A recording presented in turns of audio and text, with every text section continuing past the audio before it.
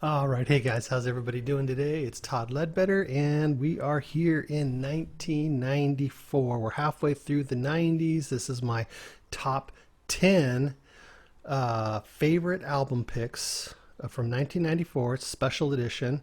So we're going to talk a little bit more in depth about each of the albums and a little bit about the bands and the people in the band.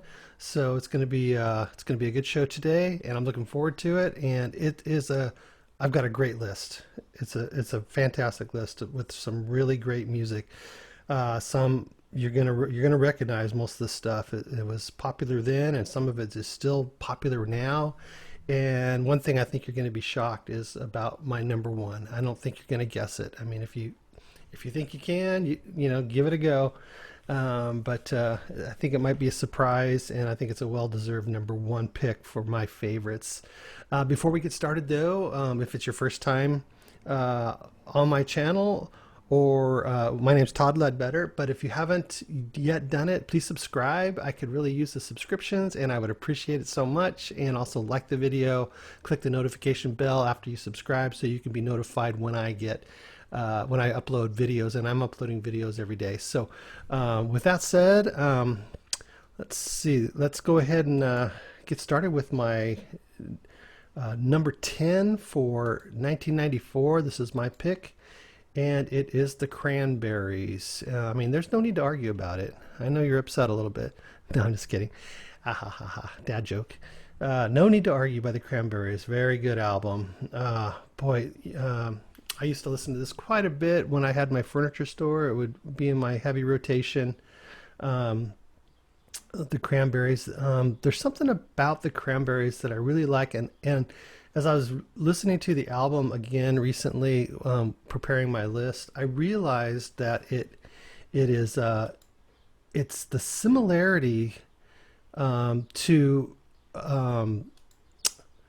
the Cocteau Twins, I think, in a strange way. If you've watched my videos, you've heard me talk about the Cocteau Twins, and there's a little bit of a similarity there. There's the way she sings is a little more, coherent for one thing. You can hear the words, but there's a little bit of that, and then a lot of the music, guitar tones and things like that. It sort of reminds me of just a little more poppy, a little more poppy Cocteau Twins. But nevertheless, they're not like a copy of them. They're definitely their own band, but I do like them a lot. Let's get back and kind of take a look at some of the songs we're talking about. Ode to My Family is a good song. I Can't Be With You, 21, Zombie, it's a big hit. Empty, Everything I Said.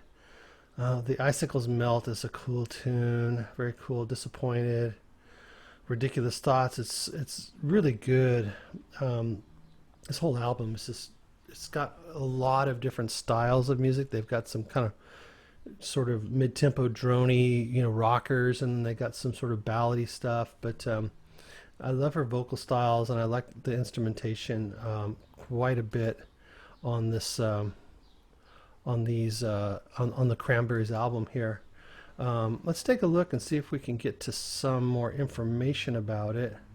Let's see. This is not what I want, but this is right here. Okay, so let's see. I think I'll actually not do it that way, but all right, let's see. The Cranberries. Man, I'm not having a lot of luck here. Okay, here we go. So, the Cranberries, No Need to Argue, is the second studio album by the Irish alternative rock band. Okay, so they call them Irish alternative. The Cranberries released on October 3rd, 1994.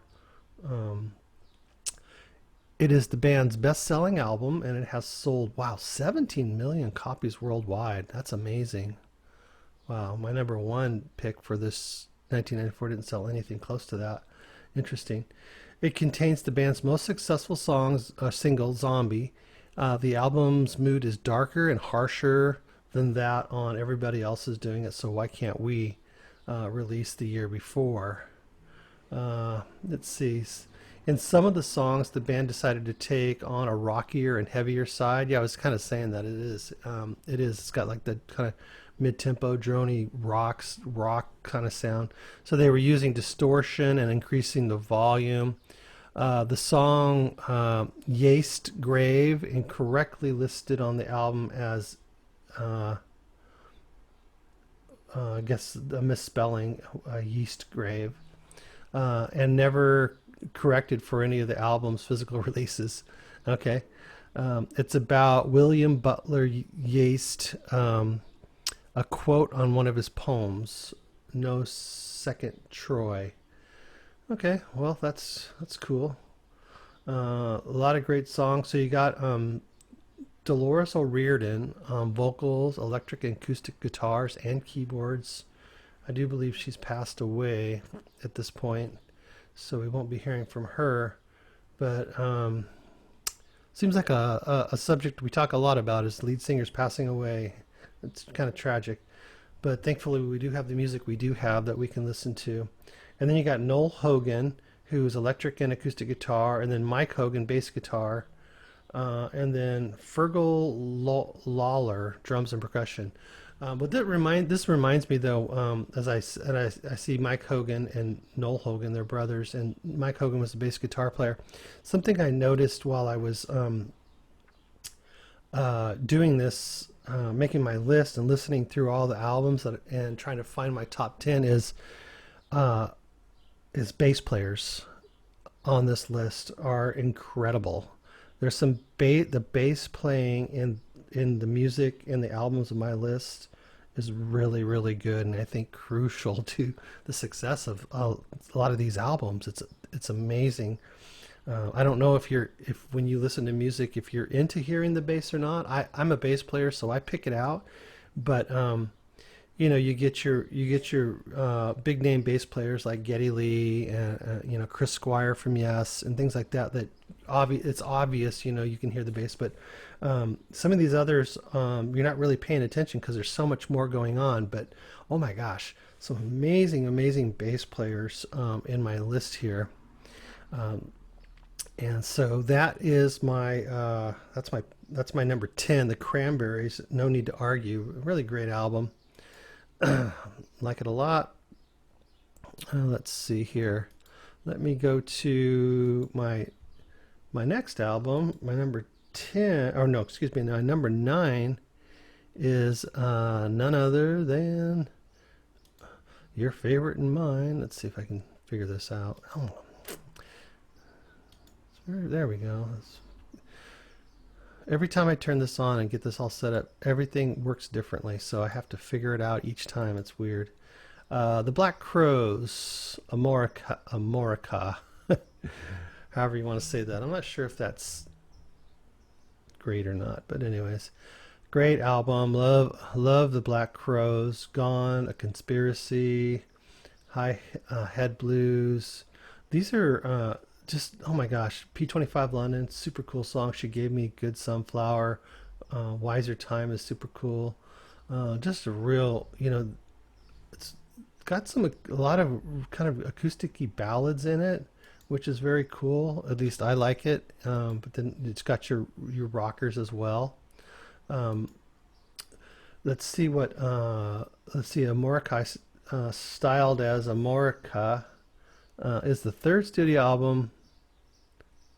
Let's see, stylized as Amorica. Okay, is the third studio album from American rock band The Black Crowes, spawned from the band's unreleased scrapped album, Tall Amorica, was released. I don't know if I'm saying that right or not. It was released November 1st, 1994 on American Records and reissued in the UK in 1998 with 2 bonus tracks. Oh, that's interesting. The record notably featured a cover that displayed a woman's crotch wearing a United States flag thong with pubic hair sticking out. Yeah, well, we could see that. Taken from the cover of the July 1996 issue of Hustler magazine. Oh, okay. Well, there you go. The album was subsequently banned from the chain stores like Walmart and Kmart, resulting in the cover being censored with a solid black background displaying only the thong. Amorica reached gold status in the United States, shipping 500,000 copies. Wow, that's all, huh? That's amazing.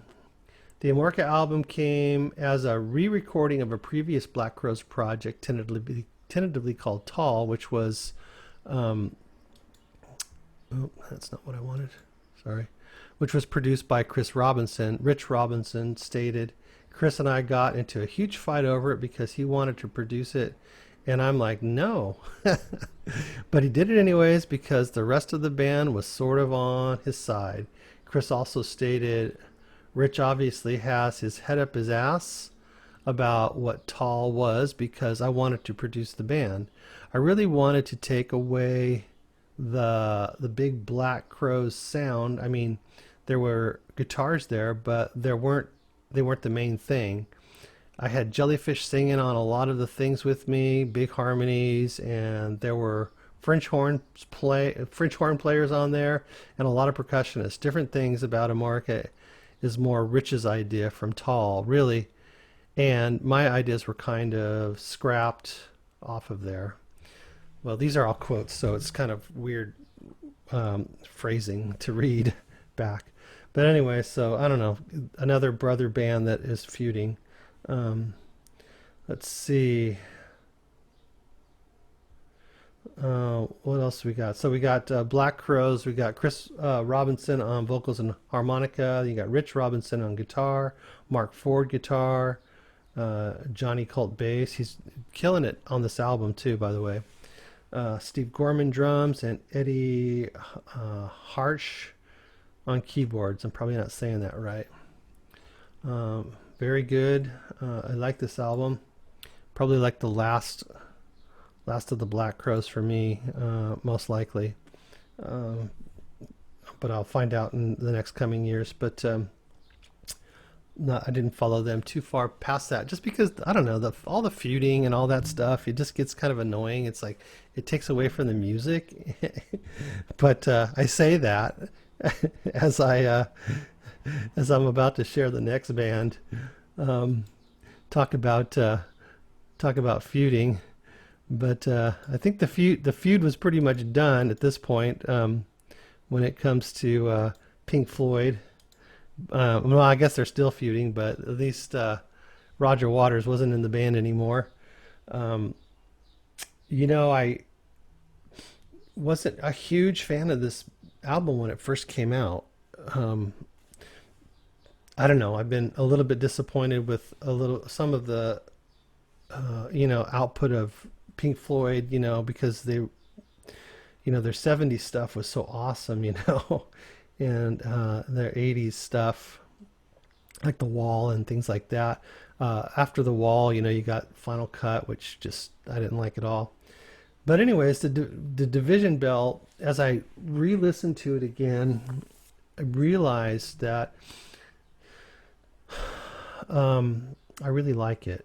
And I'm going to do that thing where I start blanking out on names. Okay, Roger Waters, I just said, and then, jeez, oh my God.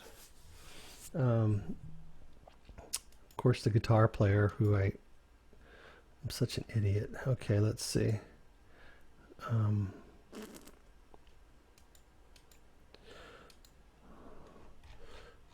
don't know why I just can't remember anything anymore. Okay, David Gilmour. God, wow, I swear. So David Gilmour is sounds really good on this with his guitar. Super good. I like it a lot. He's killing it with his guitar playing. And when I go back and listen to it, there's a lot of songs on here that are really, really good. Cluster One, What Do You Want From Me, Pulls Apart is a great song. Got some radio play. Marooned, A Great Day for Freedom. Wearing Out the Inside is good. Take It Back. Coming Back to Life is good. Keep Talking. Lost for Words and High Hopes, of course, is probably one of their more famous songs on this particular album. But nevertheless, it does have that, sort of, it has that Pink Floyd sound as it was changing and getting away from the Roger Waters stuff and more into the David Gilmour stuff. But let's see what we can Let's find out on the Division Bell as far as a little information. The Division Bell is the 14th studio album by the English progressive rock band Pink Floyd, released March 28, 1994 by EMI in the United Kingdom, and on April 4th by Columbia Records in the United States. The second Pink Floyd album recorded without founding member Roger Waters. The Division Bell was written mostly by guitarist and singer David Gilmour and keyboardist Richard Wright. It features Wright's first lead vocals on a Pink Floyd album since The Dark Side of the Moon. Gilmour's fiancée, novelist Polly Sampson, co-wrote many of the lyrics, which dealt with themes of communication. It was the last Pink Floyd album recorded with Wright, who died in 2008. The recording took place in location, including the band's Britannia Row studio and Gilmour's houseboat, Astoria. Let's see, the production team included longtime Pink Floyd collaborators such as Bob Ezrin and Andy Jackson, saxophonist Dick Perry, and bassist Guy Pratt. The Division Bell received mixed reviews, but reached #1 in more than 10 countries, including the UK and the US. Wow, it got #1 in US. It was certified double platinum in the US the year it was released, and triple platinum in 1999. It was followed by a tour of the US and Europe, and some unused material from the Division Bell sessions became part of the Pink Floyd's next album, Endless River, 2014. Also was released later that year in a box set. Very cool.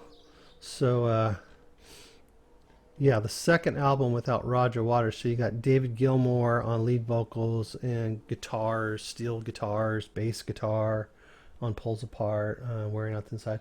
And did some of the mixing, and then you got Nick Mason on drums, and you got Richard Wright on keyboard, piano, organs, and all that.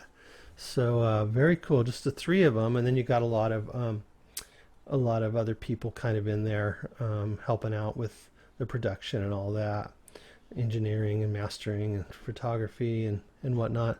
So pretty good album for the three of them, I think. I like it, and it does have that Pink Floyd feel without the sort of campy sort of Roger Waters element. You kind of just take that away, and all you get is the David Gilmour.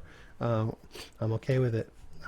I really never went into. I tried to like some Roger Waters stuff, albums when he would release them, and just wasn't a fan of his solo stuff, frankly. So that's the way it rolls, I guess, huh? All right, so that's my number 8 pick on my top 10 favorite albums of 1994 Special Edition, which brings us to number 7. And number 7 is a great band. Like them a lot, especially right here at this period of time. And I know for a fact that they're still keeping on doing their thing. And I know this because I talk to the bass player when I'm at work. He comes through and shops at my store, so I always ask him how things are going and what is he up to. So he's always touring. So you got I'm talking about Dean from Toad the Wet Sprocket, the bass player. Good album though. I love their sound. They had a sound. I was starting to talk about them a little bit on my last show, talking about like the Santa Barbara bands that, they were trying to scoop them up like they did the Seattle bands with grunge, and they would do that. And they got like Ugly Kid Joe and a few others. And well, this was probably the most successful, Toad the Wet Sprocket, super good band. And I love that they're still keeping on, and they're doing a lot of tours, and they play with Dishwalla and things like that. But there's something about the acoustic sound and the voices and the harmonies, and even the bass playing, really great bass playing from Dean on this album. Fly from Heaven, Wood Burning, Something's Always Wrong, big hit. Stupid, Crowing it's a great song. Listening, Windmills, Fall Down was a great song. Inside's a good song. Just a really good album. I just love how it plays and how it sounds. Enjoy it quite a bit. Let's see if we can get some information on how you pronounce that, Dulcinea, is an album by Toad the Wet Sprocket released in 1994. It's their fourth album with Columbia Records and the follow-up to their popular album Fear, which was released in 1991. Two songs from Dulcinea reached the top 40 designation on the modern rock and mainstream charts. Fall Down, great song, and Something's Always Wrong. I love both those songs. Let's see, and they went gold a number. They both went gold. The album's name is a reference to the love interest in Miguel de Cervantes' classic Spanish novel Don Quixote. Okay, well, I never read it, so no wonder I didn't recognize it. At least two songs on the album allude to themes around the novel. Crowing is a song about a person who does not know how to hold on to a lover, and Windmills is a metaphorical song about how people spend much of their lives chasing absurd or impossible pursuits, the allusion being to a specific scene in Don Quixote where the title character uselessly attacks a windmill. Okay, well, I didn't know about that. The artwork comes from an influential artist, Jason Hawley, and also explores Cervantes' windmill metaphor, depicting the. Well, let's see. Let's move on from that. Enough about that. Not a lot of good information. Let's see. Pretty short on the old Wikipedia. They're not getting a lot of love here. But anyway, so you got Dean Dining, I guess, or Dean Denning. I don't know how to say Dean's last name. I never call him by his last name. I just call him Dean. Bass, keyboards, and backing vocals. You got Randy Gus on drums, percussion. And then Todd Nichols, guitar and backing vocals, and Glenn Phillips, lead vocals, guitar, and keyboards. I really like both their voices. It's a good band. So just the four of them. It's cool that I think they broke up for a while, creative differences with the two guitar players, whatever, but back together and have been for quite some time, still making a career out of it, and I love it. I love that they're doing that. It's not easy to do. Yeah, so the Toad the Wet Sprocket, really great album, and their album before that was really good too. And I listened to one of their more current releases. I think they released an album a couple years ago, and it's really good too. Unfortunately, it didn't get there was no hits on it per se. I know the local station here I live, like 30 minutes from Santa Barbara, so I can get the local station, and they would obviously play their songs from the new album. So they got some radio play there, but it didn't really catch on and take off. But nevertheless, this is a great album, and they're a great band, and their music is there's a certain element that plays right into my wheelhouse. I love the sound. I mean, I like a lot of different styles, of course. I like my prog and I like my rock and stuff like that, but there's something about this music that just really hits me right in a good spot. So I like it a lot. All right, so yeah, there's a lot of good bands during this time, and here's another one that you really don't hear much about anymore. Unfortunately, it's really too bad because super good band, and the band's live. Throwing Copper was a great album. Look at that album cover. That is so cool. So yeah, I can talk about. I mean, I'll talk about the bass player. I don't know his name, but when I get to Wikipedia, I'll look at his name. But the lead singer too, he's great. I love his voice, and one thing I really like about him are his lyrics. His lyrical content is really good. It's interesting. He talks about things other than stupid stuff that you hear a lot in music, where it really makes no sense or you don't know what it means. But he's got a great way with lyrics and also melody. I like his melody, but it's got some rockin' songs on here, and then it's got some slower kind of ballady stuff, but very cool sound. I like this album a lot. Selling the Drama, I Alone was a big hit. Iris, Lightning Crash was a huge hit. Top, All Over You, Shit Town, that's a funny song, interesting. Uh, TBD, Stage, Waitress, Pillar of Davidson, and White Discussion is cool too. That's an interesting song. If you feel like checking out this album, don't miss that song because it's kind of it's interesting how in 1994 and then here we are in 2020 and we're still talking about the same crap still. All right. So yeah, live Throwing Copper, really good album. That's my number 6 pick for 1994. Enjoy that one a lot. Oh darn it, I just now got off of the Wikipedia. Let me see if I can pull it back up real quick. I wanted to read some of their names. Throwing Copper. All right. Let's see what we get.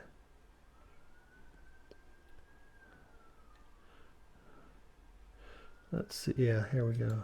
Let's see what we got. Okay, yeah. So Throwing Copper is the second studio album by American alternative rock band Live, released in April 26, 1994, on former MCA Records subsidiary Radioactive Records. It was produced by Jerry Harrison of the Talking Heads. Oh, that's cool. So Jerry Harrison is the guitar player of the Talking Heads, and was recorded at I don't know, some recording studio. Can't pronounce that word. Throwing Copper has sold over 8 million copies and was certified 8-time platinum by the Recording Industry Association of America. Very cool. Yeah, so let's see. Yeah, Ed Kowatsk. Oh my gosh. Kowatskisk. I don't know how you say his last name. Lead vocals and rhythm guitar. Great singer. Super good. Just really like it. Chad Taylor also is credited with some lead guitar and backing vocals. Yeah, okay, I thought so. Yeah, so Ed is great. Really like him. Patrick Dahlmeyer, bass. Super great bass player. That's one thing about this band that I really like is the bass. He's really creative and really sounds good. And then you got Chad Grackery. Gracie, Chad Gracie, drums and backing vocals. So yeah. So once again, I like Ed. He's cool, and he's got a lot of cool lyrics in his music, which is what I really do like that a lot. All right, so that's number 6, Live Throwing Copper. Check it out. You'll recognize probably if you're my age or around my age, you'll recognize a lot of the songs because they got quite a bit of radio airplay, and for a long time too. Some of those songs were playing quite a bit up until recently, if you listen to on as far as radio goes. But I haven't heard much lately. Every once in a while I'll hear something at work and I'll go, oh cool, they're playing live. I love that. Okay, so that brings us to my number 5. We're getting down to the nitty gritty now. We're already at number 5, and this is a good one. So what we got now is, of course, Alice in Chains, and with their Jars of Fly album. It's a good album, kind of mellow, if you remember. It's got a couple of once again I kind of describe them as sort of mid-tempo rockers in their previous albums, but this is kind of an acoustic album in a lot of ways, but beautiful acoustic riffs and stuff that, like I said before, Jerry Cantrell, and then the lead singer is Staley. I think I called him Stanley, but I think it's Staley. They sound good. Rotten Apple, Nutshell is great. I Stay Away is super cool. I Stay Away. No Excuses. Well and Wasps. That's a trippy song. Kind of interesting. Don't Follow and Swing on This. Very cool what they did here. Only 7 songs. you know, got a couple pretty short songs. One's at 2 minutes, then you got a 6.5 minute song. So it's not a real long album, which is kind of good. Um, but a good album nonetheless. Let's see. The Jars of Fly is the third studio EP. Okay, well, it's an EP by the American rock band Alice in Chains, released on January 25th, 1994, through Columbia Records. This is Alice in Chains' second acoustic EP. Yeah, okay, so it was intentionally acoustic EP, produced preceded by 1992 SAP, and it is the first EP in music history to debut at number one on the Billboard 200 charts. Wow, I didn't realize that. With the first week's sales exceeding 141,000 copies in the United States. The EP was self-produced by the band and recorded over the course of a week at the London Bridges studio in Seattle. The track No Excuses and I Stay Away and Don't Follow Me were released as singles to promote the album.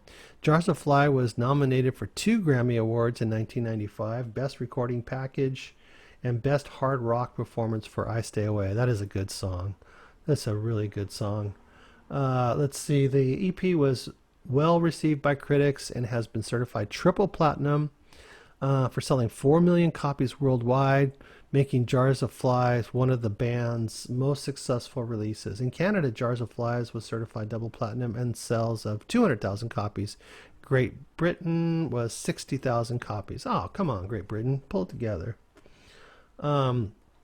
Yeah, so let's see. It says musical. Let's read a little bit of this. Music and lyrics. Due to the dominance of the acoustic instrumental in Jars of Fly, the album was often considered a continuation of the sound adopted by the band in 1992 SAP. The album demonstrates the band's wide range by offering a variety of tracks with an acoustic texture, and really well too. Really well done. Featuring elements of the album-oriented rock, blues rock, alternative rock, jangle pop, and classic rock. Um, Very cool. So you got, let's see, you got Jerry Cantrell, guitar, backing vocals, lead vocals, lead vocals on No Excuses and Don't Follow. Cool. And what I also heard too is after Lane Staley's death, hearing Jerry Cantrell, Lane was very complimentary of Jerry Cantrell's vocals, and he encouraged him a lot. Isn't that interesting?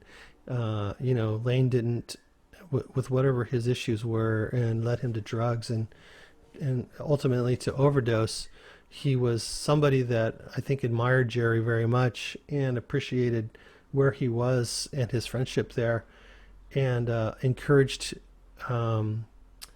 Jerry in his insecurities as a vocalist, which is interesting because he's great, and he's continued to prove that since the death of Lane.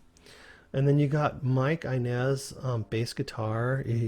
Mike is an underrated bassist. I'm not sure if he's the same bass player through the whole band or not, but he's really good, and he's just killing it on this album. And then you got Sean Kinney on drums and percussions, and of course you got Lane Staley on lead vocals. Interesting. It was produced by Alice in Chains. That's cool. Yeah, so they just it was like their own project. They did it themselves. I love that. I really do. Good album. All right, so Alice in Chains, Jars of Flies, number 5. All right, so hey, I hope you're hanging with me, and I hope you're sticking with me, and finding some of this interesting. And I hope that you play some of this music. The point is to sort of go over some of the music that we once heard and that we liked, and for you to go out there and listen to it on your own when you got your time to do that. Sometimes when I watch videos like this and someone's talking about music, I'll actually open up my Spotify and play the music as they're talking about it, so I can so I can just remember it and kind of play it along in the background and listen to it as well as I'm listening to whoever it is I like to listen to and some of the music that they're talking about. And a lot of the times, some of the people that I follow on YouTube, they talk about music that I'm not familiar with. So, which is cool because then I can go and I can listen to some of the stuff that I sort of overlooked or didn't catch on to at the time, or whatever, and discover some more music that I like. Because I love finding new music that I've never heard before, whether it be old music or new music, but just new to me that interests me. There's stuff that I listen to. I go, oh, that's not really my thing, but I do find new music, and I've got some new, new music in my repertoire. So I listen to stuff that I never heard before, and that's always good. That's a good thing. All right, so there you got your live, you got your Alice in Chains, you got your Soundgarden. Soundgarden's next. Okay, so that's my next one. So the Super Unknown album from Soundgarden is my number four. Yeah. So let me pull that up here as soon as I find it. Okay, here we go. Coming up. All right, Super Unknown by Soundgarden. Really killer album again from Soundgarden. Let Me Down, My Way, Fell on Black Days. Just again, the bass player on in Soundgarden is super cool. Fell on Black Days is great. Mailman, great. Super Unknown, Head Down, Black Hole Sun. I think we all just love that song. What a great song. Spoon Man, Spoon Man. Limo Wreck, The Day I Tried to Live, Kickstand, Fresh Trindles, and 4th of July. Again, another lead singer gone too soon. Very sad. We always talk about like the 27 Club, and we talk about those, like Jim Morrison and Jimi Hendrix, and then you get the earlier ones like Buddy Holly and Richie Valens and those guys, But we have a new group of for the '90s bands. It's pretty sad of people just gone too soon. Hate to have to talk about it, but pretty true.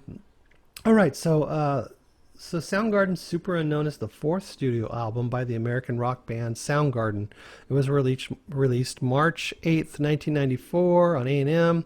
It's the band's second album with bassist Ben Shepherd. Oh, and Ben's killing it too. Yeah, he's good. And features a new producer, Michael Beinhorn. Soundgarden began work on the album after touring in support of its previous album, Bad Motorfinger, great album, 1991. Super Unknown captured the heaviest of the band's early release while displaying a more diverse range of influences. It's really true. Yeah, they have some great stuff on here. Great stuff. Super Unknown was a critical and commercial success and became the band's breakthrough album. It debuted at number one on the Billboard 200, selling 310 copies in its opening week and reached high position on charts worldwide. 5 singles were released from this album: The Day I Tried to Live, My Wave, great song, Fell on Black Days, Spoon Man, and Black Hole Sun. That's not all the good songs on that album either. It's great to catch those deep cuts in between those songs. The latter two of which won Grammy Awards and helped Soundgarden reach mainstream popularity. In 1995, the album was nominated for a Grammy Award for Best Rock Album, and the album has been certified 5 times platinum in the United States and has sold 9 million copies worldwide, remaining Soundgarden's most successful album. In April 2019, Super Unknown was ranked number 9 on Rolling Stone's 50 Greatest Grunge Albums. Number 9. I wonder what was better in the grunge category, because they're like one of my top favorite grunge albums or bands. When you talk about grunge not really standing the test of time, but definitely Soundgarden did.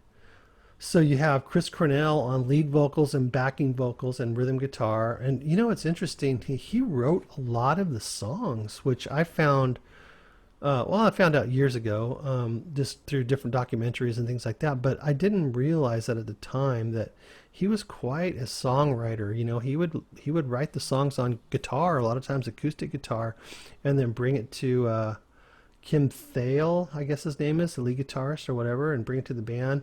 Um, Great guitar player. I like Kim's his guitar work in Soundgarden is freaking awesome.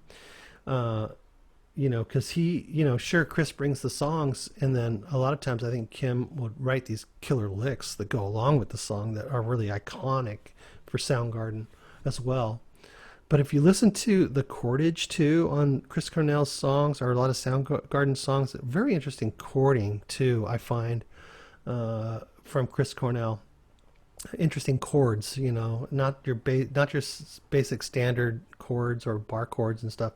He definitely would add a lot of color into his chords. And then you got, let's see, Ben Shepherd we talked about, the bass. He also did some drums and percussions and some backing vocals and lead vocals and guitar. Wow, okay. Wonder what he did lead vocals on. Track 8 it says. And then you got Matt Cameron, drums, percussion, and mellotron. Oh, interesting. I love the mellotron. It's pretty cool. And then you got some additional musicians. You got somebody playing the viola. You got someone playing the spoons, and uh, looks like one of the producers, that Mike Byhorn that I talked about, is playing piano on track 1. You got some harmonica, cello, some more drums and percussion and clavinet. So very, very good album. Love it a lot. Uh,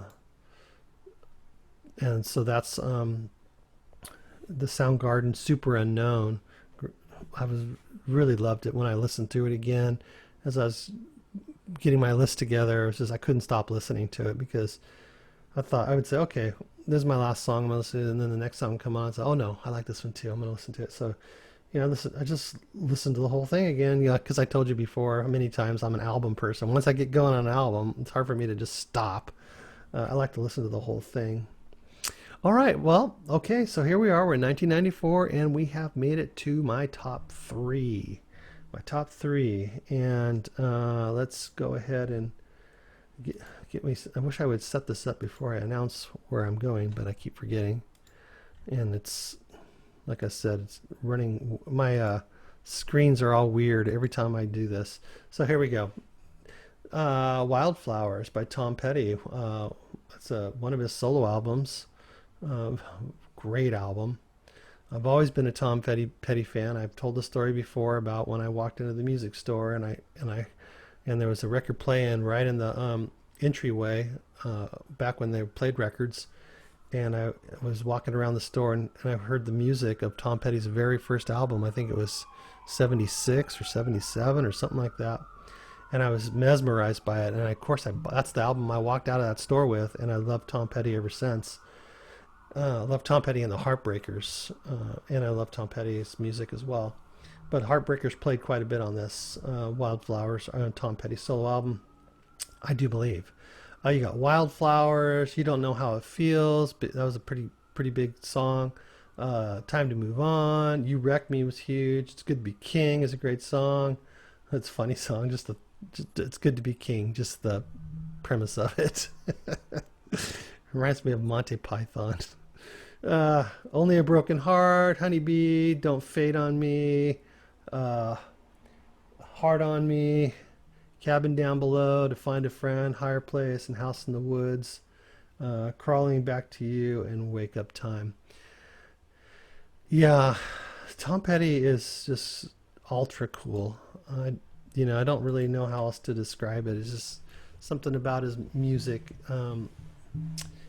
just resonates with me. It's almost like that down homey feel that he gives off, even when he's rocking it and killing it.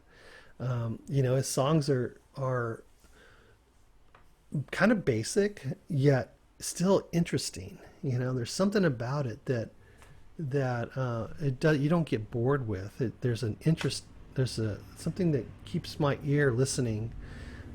Just the way he writes music, I guess, and his chord progressions. I mean, sometimes when I figure them out, it's like, well, that's just, a simple chord progression. But I don't know, he pulls it off in a way that, not many can do. He's done it for years, a whole career of just fabulous, fabulous songs and fabulous albums. And there's really no denying that. Let's just see if we can get a little information on it. Wildflowers. Okay, so it's the second solo studio album by Tom Petty, released November 1st, 1994. The album was the first release by Petty after signing a contract with Warner Brothers, where he had a record, where he recorded as part of the Traveling Wilburys. Okay, so I guess he got signed with the Traveling Wilburys on Warner Brothers, and then he was able to sign a contract with them as a solo artist for this album. It was the first of 3 albums produced by Rick Rubin. The album was certified 3 times platinum in the United States by the Recording Industry Association of America. The album features all members of Tom Petty and the Heartbreakers. There you go. That's what I thought. With the exception of the drummer, of course. And if you've seen any of the documentaries on Netflix or anything, you'll know the story there. Stan Lynch was he was great for Tom Petty, and too bad he didn't stick around, but he just moved on, went to his different ways, which is fine. Let's see, Steve Ferrone plays drums on Wildflowers, and he's great. I think even it's interesting that as I listened through it again, I noticed that a lot of the songs start with a drum intro. Listen for that when you listen to the song. How many of these songs have actual, boom, drum intros, or whatever. I don't play drums, so Pap Boone, Debbie Boone. Anyways, just check that out because I noticed that, and boy, he's got a real tight snare too. It's real tight. Let's see. Yeah, okay, so Steve, he was playing drums on Wildflowers, and then he would join the band officially the following year. That's cool. However, the album was not credited to the Heartbreakers because, in Tom Petty's words, Rick Rubin and I both wanted more freedom than to be strapped into the 5 guys. Freedom notwithstanding, Petty chose to use most of his regular band and session players, demonstrating his comfort with that format. So Rolling Stone placed Wildflowers at number 12 on their list of the best albums of 1990. Guitar World placed the album at number 49 in their Superunknown 50 iconic albums that define 1994. 4 singles were released from the album in 1994 and 1995, and the most successful of which was You Don't Know How It Feels, which reached number 13 on the Billboard's Hot 100 and topped the album rock tracks charts for 1 week. It was followed by You Wreck Me, I like that song, and It's Good to Be King and Higher Places, which reached numbers 2, 6, and 12 respectively on the mainstream rock charts. In April 2015, when Petty's back catalog was released in high resolution audio, it was one of the only 2 albums not included in the series. Songs and music from She's the One was the other one, but a high-res version was available on Pono Music. Okay, so a lot of great songs. So you got your personnel. Of course, you've got Mike Campbell on guitars. Let's see, the other day I was talking about Crowded House and how the lead singer of Crowded House is now the lead singer, or one of the lead singers and guitar player for Fleetwood Mac now that Lindsey Buckingham is gone. Well, Mike Campbell from the Heartbreakers is also the guitar player for Fleetwood Mac, replacing Lindsey Buckingham. If you didn't know that, kind of an interesting development. But Stevie Nicks had a lot of history with Tom Petty and the Heartbreakers, and she absolutely loved Tom Petty, and he wrote songs for her that she had big hits with, if you recall. It's no surprise that Mike Campbell is the guitar player now for Fleetwood Mac. an excellent guitarist and a long, long history of excellent guitar players in Fleetwood Mac. Going back to the '60s when they were a blues band, like Peter Green and all those guys back then. Yeah, so I mean, there's quite a bit of people that are credited with. You even got Ringo Starr on drums on "To Find a Friend." So yeah, there's a lot of people that are credited with helping out on this album alongside the Heartbreakers. So that's cool. Um, so uh, that's another thing I like about Tom Petty is that he did have bass player troubles. One of his bass players died. And I think he's gone through a couple of them because of drugs and stuff like that. But he's very loyal. It's even though he did a solo career and whatnot, he seems like a very loyal person. But he's also seems like, hey, I'm gonna do what I want. I'm gonna do it my way. If you want to do it my way with me, then come be with me and do the best you can, and I'll let you do everything your way while I'm doing it my way, kind of thing. You know what I mean? He's very accepting, but he's also like, don't be a jerk, and and we'll just get along. I don't know. I maybe simplified, but I think you know what I mean. Okay, so here we are. Okay, that was number 3, Tom Petty. We're rambling on. I'm gonna try to get this under an hour if we can. So let's see. Let me get my next album set up here, and it's a good one. Oh, it's a good one if I can find it. Here we go. All right. I have to do all this extra clicking. I keep saying that. You know that already. I keep telling you. But here we go. So Stone Temple Pilots, Purple. Fantastic album, if I do say so. Not that I had anything to do with it, but great album. I love the sound of Stone Temple Pilots. Meat Plow, Vaseline was a hit. Loungefly, Interstate Love Song, huge hit, still remains. I love Pretty Penny. It's a great song. They have a lot of songs that are kind of in the Pretty Penny sort of genre. Should I say? I mean, what's that? Like Sour Girl. Remember that one? I love that song too. I think it's on a later album. Kind of that style of music that they throw in there. Silver Gun Superman, Big Empty, Unglued, Army Ants, and Kitchenware and Candy Bars.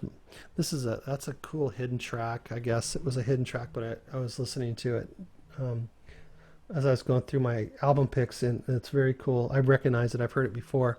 I do believe it's got some airplay. I talk about airplay, but it's radio. But who listens to the radio anymore? Hardly. I really never do. When I drive my car, I'm usually streaming.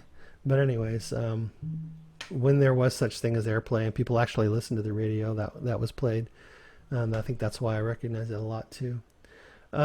So good album by Stone Temple Pilots. Love it. Let's see what we can find out on Wikipedia about this particular album. Purple is the second studio album by the American rock band Stone Temple Pilots, released June 7th, 1994 by Atlantic Records. The album, building off the foundation laid by the band's debut album, Core, which was a huge success for the band, debuting at number 1 on the Billboard 200 charts and remaining there for 3 weeks, eventually selling over 6 million copies. It spawned a number of successful singles like Vaseline and Interstate Love Song, both topped the mainstream rock track charts and hit number 2 on the modern rock charts, while The Big Empty also cracked the top 10 on both charts. Lesser known album cuts like Pretty Penny and Unglued were also released as promotional radio singles. I remember hearing that. It's like, wow, that's Stone Temple Pilots. Okay, I'm just gonna go all in, and I'm gonna get the new album. Let's see.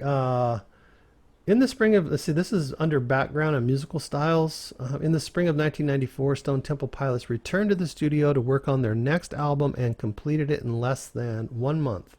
The album's first single, Big Empty, made its debut on STP's MTV Unplugged acoustic performance in 1993.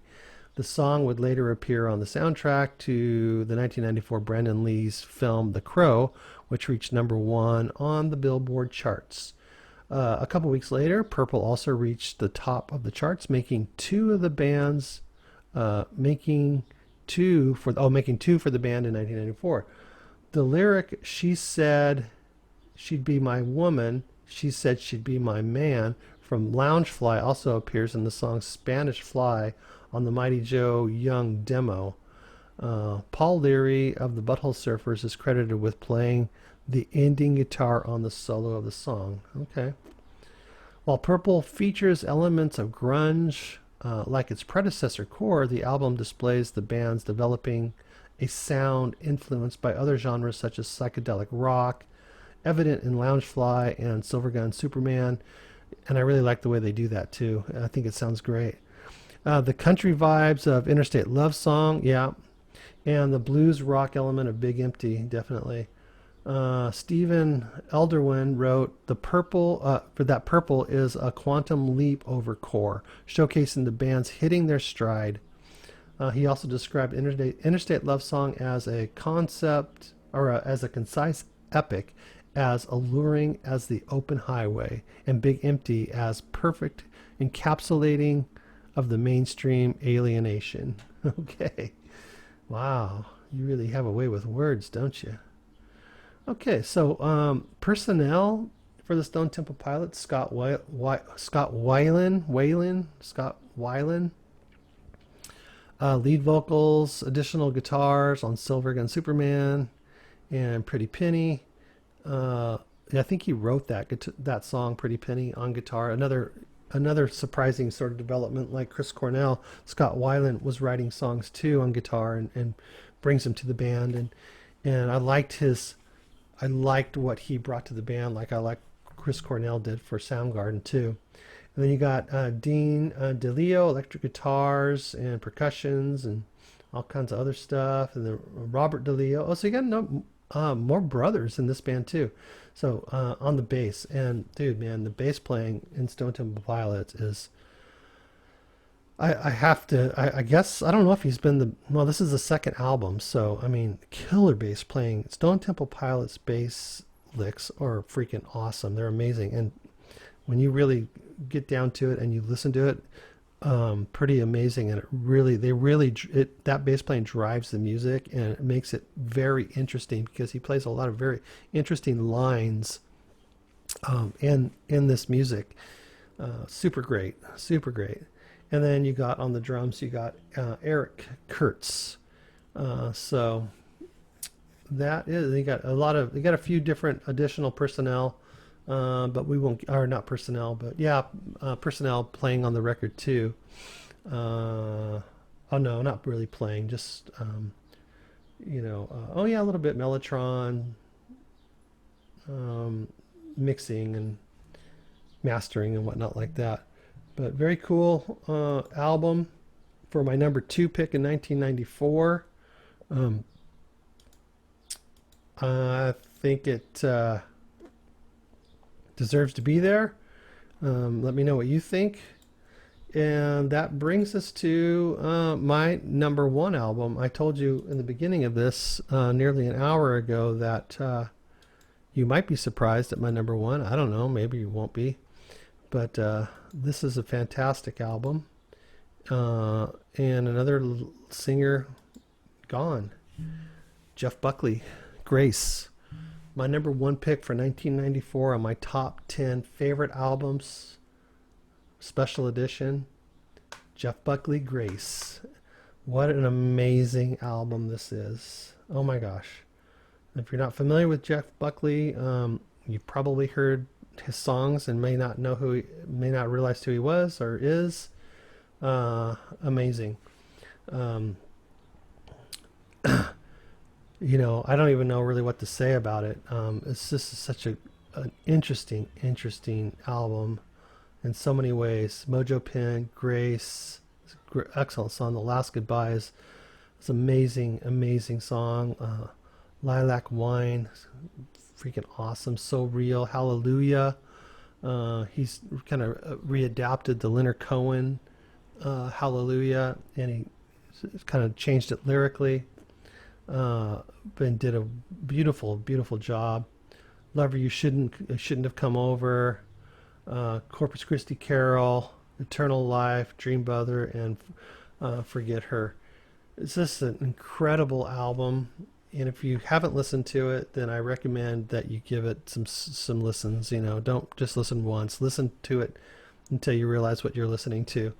And if you have listened to it and haven't heard it for a while, grab it, listen to it again, just to remind yourself of what a beautiful, interesting album this is, and what a freaking amazing vocalist he is, and guitar player.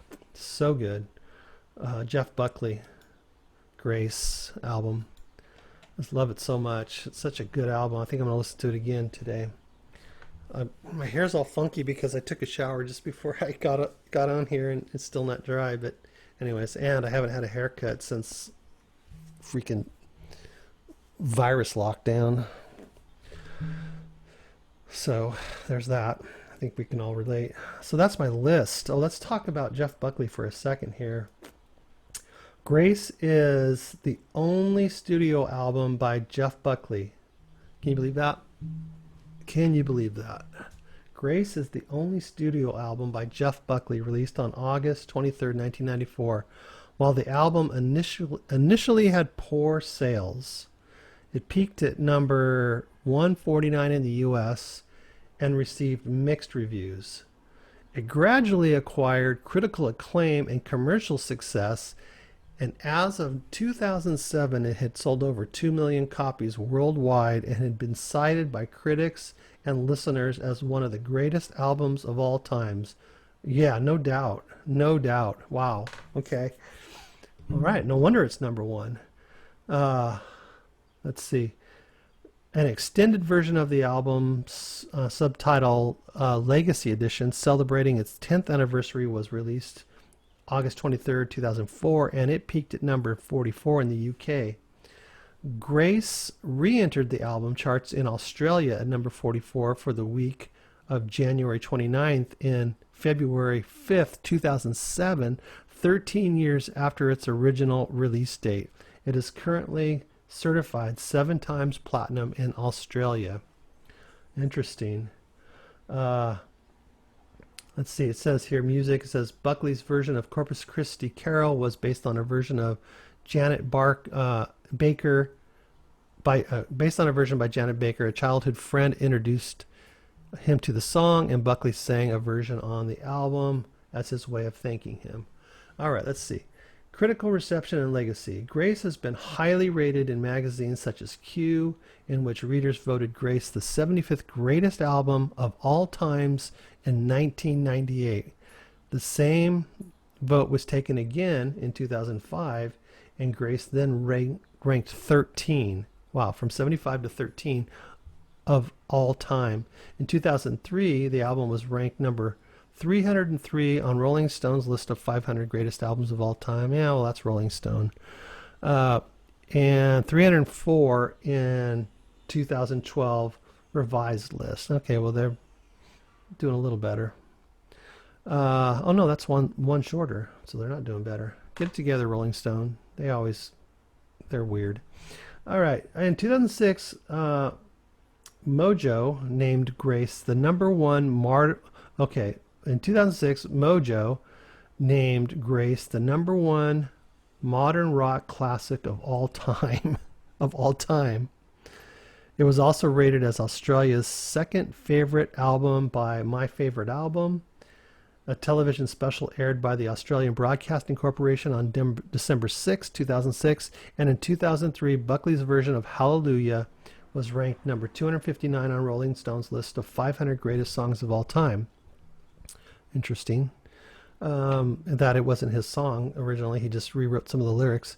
VH1 also rated the album number 73 on its 100 greatest albums of rock and roll show list, Grace won appreciation from a host of revered musicians and artists, including members of Buckley's biggest influences, Led Zeppelin. Jimmy Page considered Grace close to being his favorite album of the decade. Robert Plant was also complimentary, as was Brad Pitt, saying of Buckley's work, this is Brad Pitt speaking, there is an undercurrent to his music. There is something you can't pinpoint, like the best of films or the best of art. There's something going on underneath, and there's a truth there. And I find his stuff absolutely haunting. It's under my skin. Others who had influenced Buckley's music lauded him as well, like Bob Dylan named Buckley one of the greatest songwriters of his decade.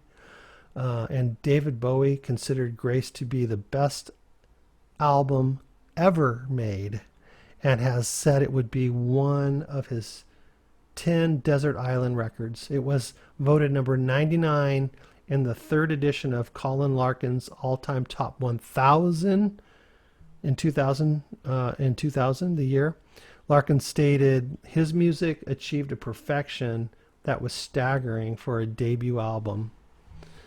It goes on. In 2006, British Hit Singles and Albums and NME organized a poll of which 400,000 people worldwide voted on the best 100 albums ever, and Grace was placed at number 23. In 2012, a Turkish radio channel ranked Grace as number 3 in its list of named the last 20 years of best albums. On April 2nd, 2014, it was announced that Buckley's version of Hallelujah will be included in the Library of Congress National Recording Registry. And in 2014, Guitar World ranked Grace at number 26 in their Superunknown 50 Iconic Albums that define 1994 list. Okay, so he's got some television credits. The West Wing, The OC, House MD, Without a Trace, One Tree Hill, a few others, Longmire. You ever see that series called Longmire on Netflix? It was pretty good. I like that. Okay, so yeah, so he had a few singles. Grace was released on August 4th. Last Goodbye was released in January 1995. So Real in 1995, June, and then August of 95 was Eternal Life. Let's see where we got here.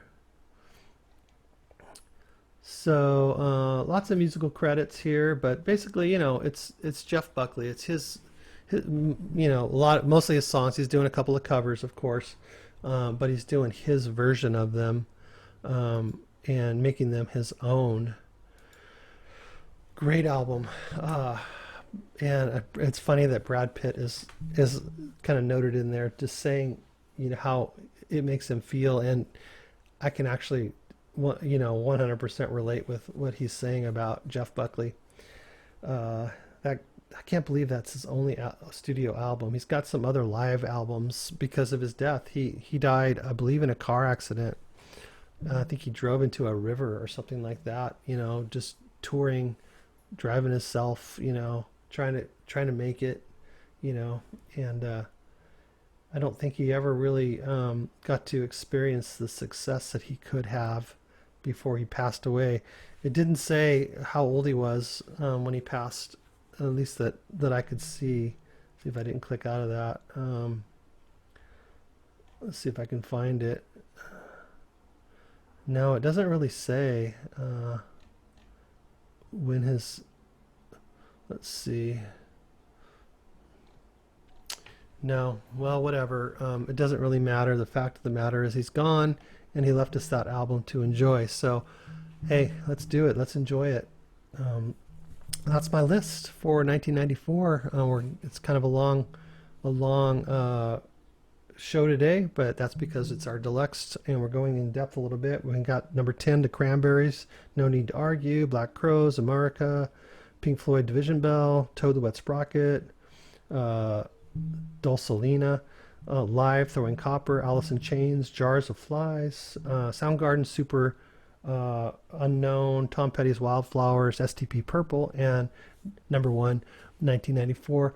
My favorite album is Jeff Buckley's Grace. So if you want to listen to any of those, if you got the time, go for it. If you just have a little bit of time, Jeff Buckley, listen to that one. All right, guys, thanks so much. We'll go ahead and end it now, and we'll be back to my top 6 picks for 1995 tomorrow, and I will see you there. So thanks for watching, and remember to subscribe and click the notification bell, and let me know what you think down in the comments, and we'll see you in 1995. Bye-bye.